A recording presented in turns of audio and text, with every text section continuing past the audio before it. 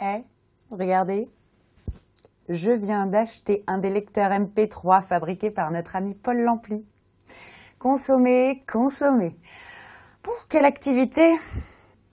Comme vous avez pu déjà le voir, les individus, grâce à leur activité professionnelle, reçoivent un salaire, leur permettant principalement de constituer un revenu disponible. Tiens, prenons le cas de Patrick Conté. Vous savez, le comptable de Paul. Que va-t-il faire avec ce revenu disponible?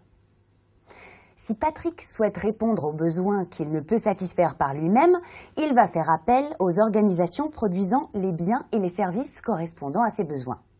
Il va consommer. La consommation est la fonction économique essentielle des ménages dans une société marchande. Patrick est un ménage, malgré le fait qu'il vive seul. En effet, Patrick est divorcé et a un fils. Au sens de l'INSEE, l'INSEE, c'est l'Institut national des statistiques et des études économiques. Au sens de l'INSEE, il forme à lui tout seul un ménage. Comment définir cette consommation? De quoi dépend-elle? La consommation finale des ménages concerne l'ensemble des dépenses réalisées directement par le ménage, mais également les dépenses de consommation finale des administrations qui peuvent leur être imputées individuellement. Les dépenses directes de consommation finale des ménages se regroupent généralement en différents postes de consommation. Dépenses d'alimentation, d'habillement, de santé, de loisirs, de logement dans le cas d'une location.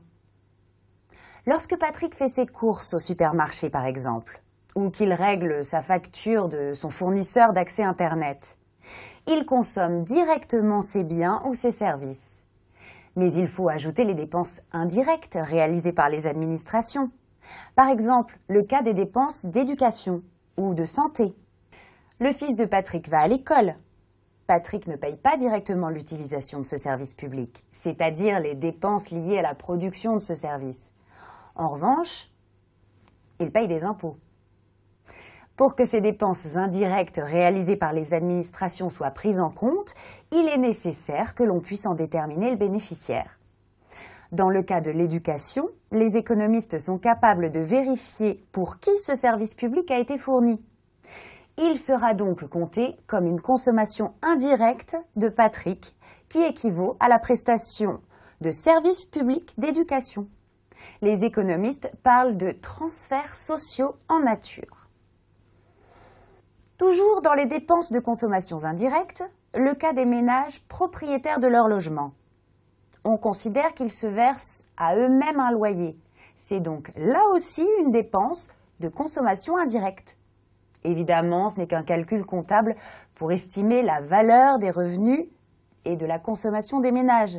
Ils ne se font pas un chèque à eux-mêmes à la fin du mois pour payer le loyer, évidemment.